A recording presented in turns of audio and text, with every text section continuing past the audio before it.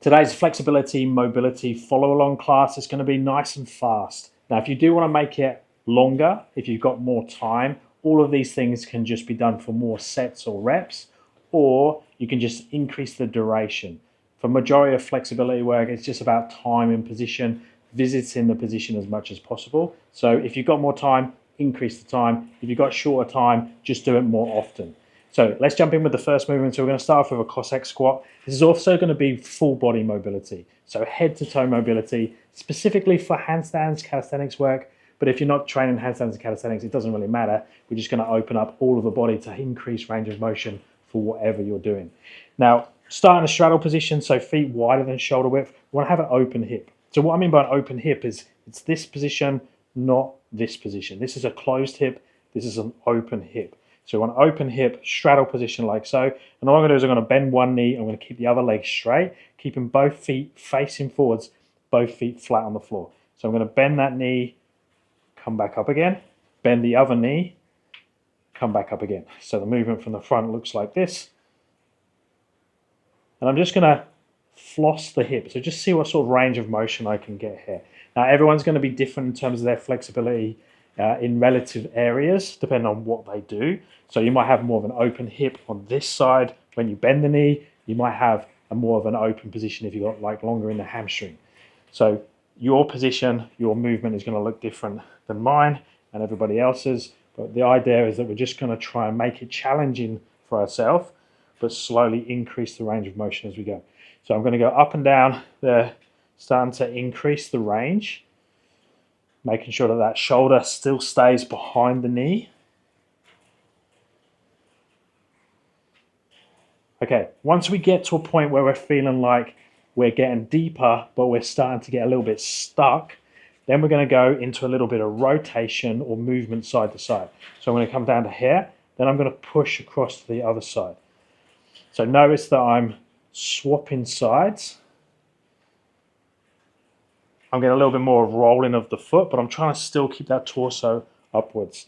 So I'm trying to go in and out of that position. So down on one side, across, see the rotation happens, over to the other side. So you're just trying to floss into that hip position while maintaining that open hip. Next, we're going to do exactly the same. Come down as far as we can, keep the torso nice and upright. And then I'm going to load into this hamstring a bit more by turning that foot. Then I can sit into this a little bit more, depending on the length of the hamstring. Again, trying to keep my shoulder behind that knee, bring the foot back up, swap over to the other side, same thing. So shoulder behind the knee, sit into that hamstring, let that foot come up, come back up to the top again. Then we can just do a variation of that. So the rotation there, coming down as deep as we can, sit into the hamstring. You might even be able to get down onto the floor. Now notice when I got down to the floor, I had to take my hands out in front of me and I do a little bit of a cheat to get back up, was I bring this knee inwards and I roll forwards. That allows me to get off the floor. But what we have to be careful of is with the Cossack squat is we don't overuse what we're already good at. So for me, it's dumping into the hamstring. I'm really good at doing this and sitting into that hamstring. So I want to try and resist going into that as much as I can, go as deep as I can first without turning the foot up while maintaining that shoulder behind the knee and just spend time in those harder positions. Now we've spent probably, I don't know, 2 or 3 minutes on that, so we'll move to the next one, but that's really good to do as a good warm up for the hips, the knees, the ankles at the start of your session. Next, we're going to focus on the upper part of the spine, the thoracic spine. So this position most of us are like, try and take the hands above the head, we can't do it. We need to be able to open that upper back up. Now the best way to do that is either hanging or lay over something. Now I'm going to use a yoga block and I'll also show using a foam roller, if I can find my foam roller. The kids like to play with it. Oh, it's here. So you can use lots of different things. You basically just want to block the upper back and extend over it. So this one can't roll, this one can roll, so they're going to feel a little bit different. But the main thing is bending the knees to start with, having the butt on the floor. So into this position, I'm going to place my back onto the yoga block here, mid-thoracic. So the middle of that upper back area, be in that position. I'm going to hold onto the head, and then I'm just going to extend as much as I can over the block into extension. I'm trying to get the movement where the roller is. I'm not just doing it in the neck. And what I've got to be careful of is that I'm not arching or extending through the low back. Want to maintain a little bit of a posterior tilt there. If you're someone that likes to use the low back, really be aware of that and try and hold on to it and only get the movement where the yoga block is or where the foam roller is if you're using that. So exactly the same movement if you are using a foam roller or a ball or something else. Find the position, mid-back, mid-upper back. Try and only get the movement where the roller is. I'm just going to do reps there. Okay, once we're doing this, we can start to play around with above and below that area. So I can come higher up on the upper back, see if that is tight. So for me, that's not really tight in that position. I feel much more restriction and feel like I get much more benefit in that first position. But I can also try past that, so more lower rib. How does that feel? That's a bit tight as well for me. So I would spend time in this bottom rib position and also on this mid position here. But it's a good one to video from the side and see what's happening. Now, if you have the luxury of having the foam roller, we can also add in some roll in there. You can't do this on the yoga block, so I could just hang over it. Okay, back into the legs, but let's isolate a little bit more now into the quads, hip flexors. So we just want something to rest the knee on. I'm going to use one of these folding mats because we don't want the knee to be uncomfortable when we do this. I'm going to go into a lunge position. So 90 degrees of the front knee, 90 degrees of the back knee. And then all we do is see if we can lift up this back foot. Now, if you cramp in the hamstring there, which is quite common, you can place the hands down, or if you need to, you can put your foot up on a box or something. But I'm going to see if I can grab hold of one foot, like so, and then see if I can grab with the second hand as well. So both hands there, and I'm trying to open the hip as much as we can. Remember what we said earlier about the hip position? This is closed hip, this is open hip. So making sure that you've got that open hip position, ideally both hands on the foot, pull the foot towards you. You might feel a bit unbalanced here. Now, it's not because you're unbalanced, it's because you're twisting the pelvis as you pull the foot up and it's pulling you out of position. So that's quite common if you're tight in this movement. So we're just going to hold here for some time. Now, if you feel anything in the low back, make sure you squeeze the butt cheeks, maybe let off the stretch a little bit more, let the heel come away from the butt. But ideally, we'll be able to pull the heel all the way to the butt, have a strong posterior tilt, so still open hip. And then all I'm going to do is I'm going to start to wiggle out or move out the front foot away from me. So it's taking me to a deeper lunge. And what will start to happen is that hip's going to come down towards the floor more. So I'm driving the hip forwards and down in this direction while still holding on to the foot. Whoop, nearly pulled myself out of position there. Still trying to keep upright torso. Okay, then I'm going to let that foot go. So I'm in that lunge. I'm opening that hip up as much as I can. Now I'm going to straighten this front leg. So straighten the front leg, knee, hip, shoulder, all stacked on top of each other. Bring the foot in a little bit so my hips are square. Locking the knee backwards, so in that position. Now we can do a little bit of a hamstring test. Can I get my hands to my knee? If I can do that, okay. Can I get my hands to my calf or my shin? If that's okay, fingertips to the floor, maintaining this knee locked backwards. What we don't want to do is buckle the knee there, so in that position, and then I'm going to see if I can get palms to the floor. If I can get palms to the floor, can I walk the hands forwards? Now, as I walk the hands forwards, again, maintain that knee push backwards into extension. See how far you can get. If you're now flexible here, you can see how far is your toe away from your cap or your head in that position, because the goal here is to lengthen the calf, the hamstring, but also lengthen the spine as much as possible. You could grab hold of the foot if you have it and even pull the foot back towards you, which makes it a little bit more nervy, a bit more calf related, but really, really good to get in deep forward fold positions.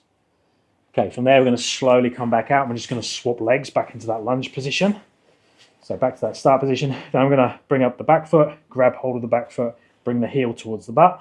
We're back into that same quad stretch that we started with on the other side. Again, making sure that we've got a straight line from the knee to the shoulder. If we buckle and lean forwards and need to do that, we need to make it slightly easier by either going to one foot, so like so, have the heel a little bit further away from the butt, or just try and get really strong into that posterior tilt, turn the glutes on, turn the abs on, try and open the hip as much as possible. So open hip, shoulder to knee being a straight line is the most important thing here, and making sure that you're feeling it in the front of the quad and not feeling it in the low back. Then I'm going to do the same thing. I'm going to start to wiggle out that front foot, take the hip down towards the mat while maintaining an upright torso, and it's going to feel like it goes up higher now, the stretch more into the hip flexor here.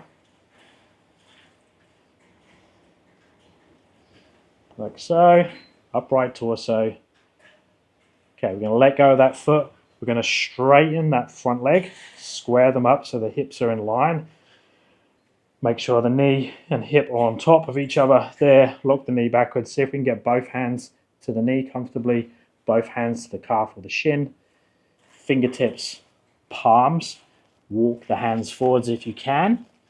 Make that measurement from the toe to the head, toe to the cap. If you can grab hold of the foot, pull it backwards. So whatever stage you get to there, just hold that for time in that position. Making sure that knee is still hyperextended backwards. We're trying to lengthen the spine as best we can while maintaining that straight leg.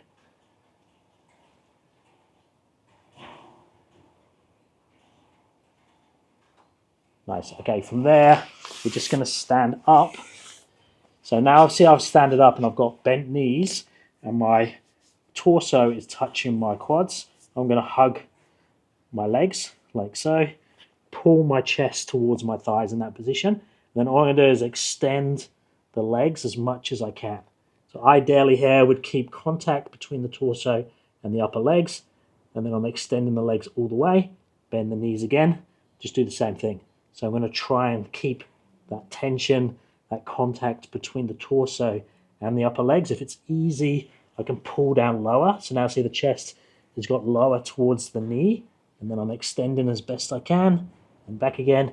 If I've still got range, I can hold onto the toes or the ankles in that position, try and lengthen the head towards the floor as I extend through the legs.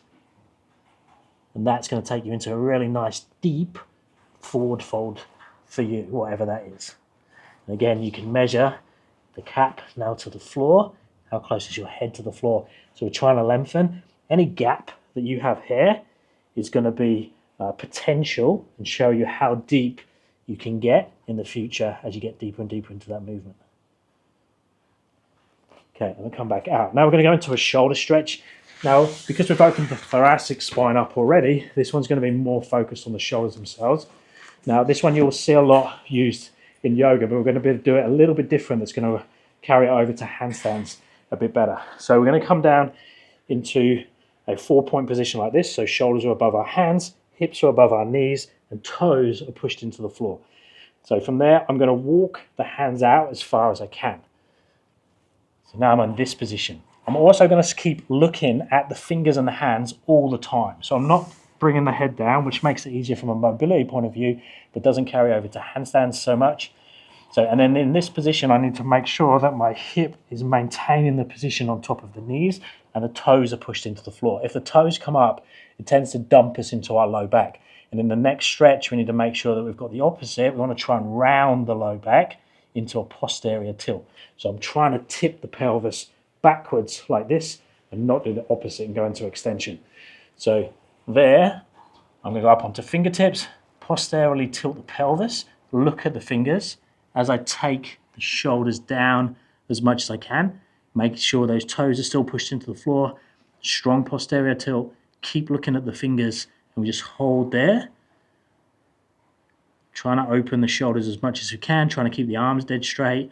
Ideally, the hands are going to be in line with the shoulders. Toes pushed into the floor. Strong posterior tilt.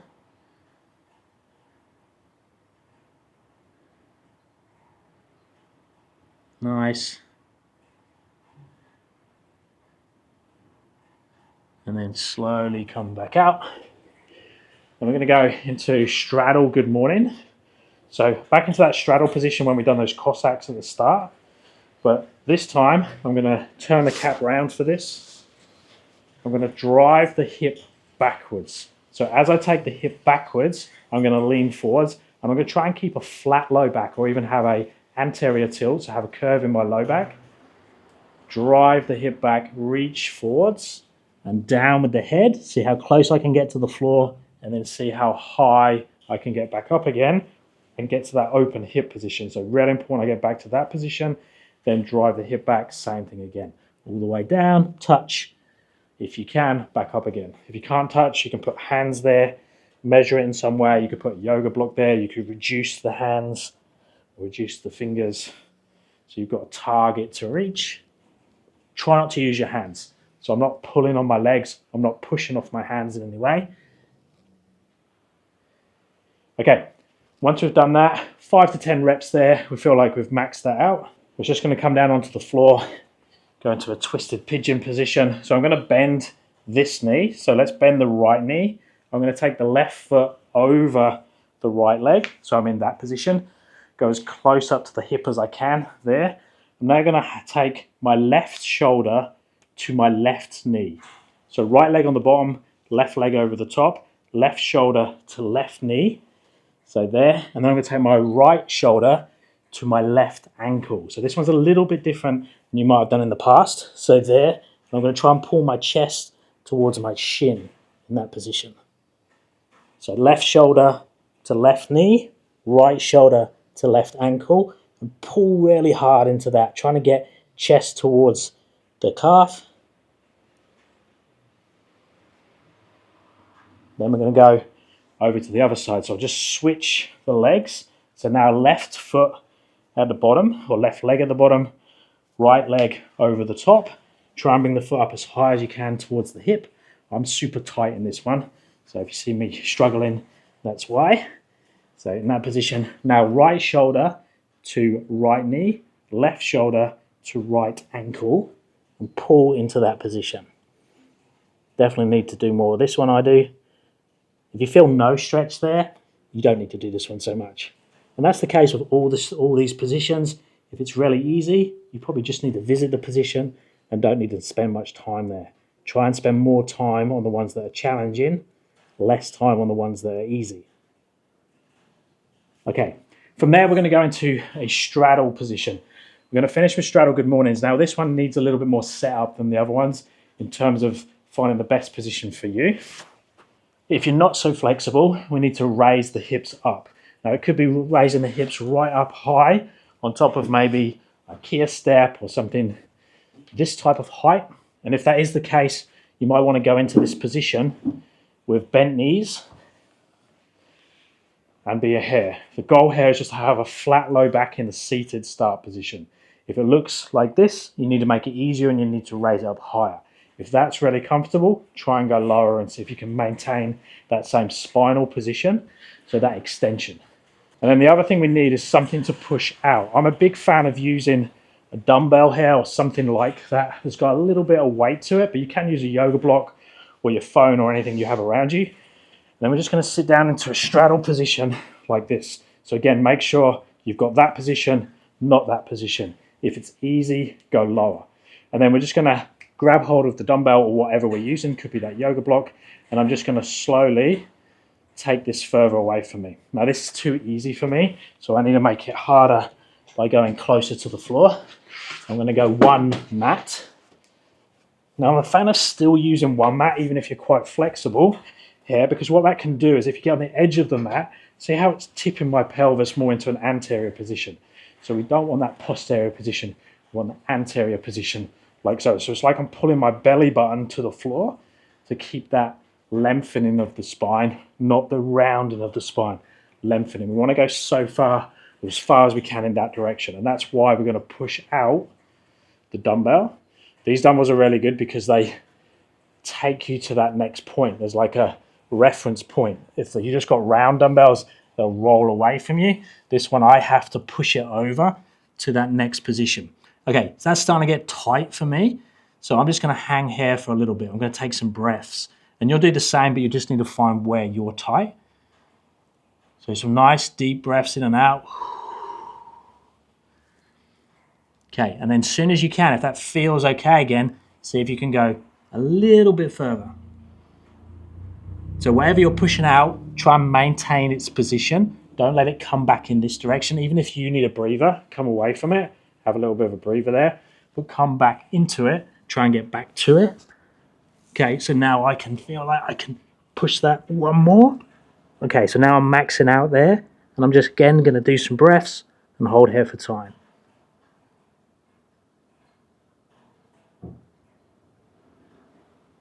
Okay, and then I'm slowly going to come out of that position.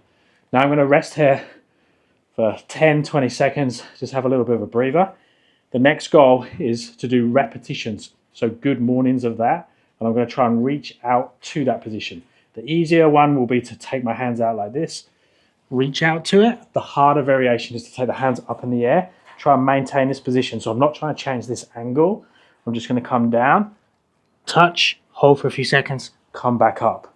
So 5 to 10 repetitions there.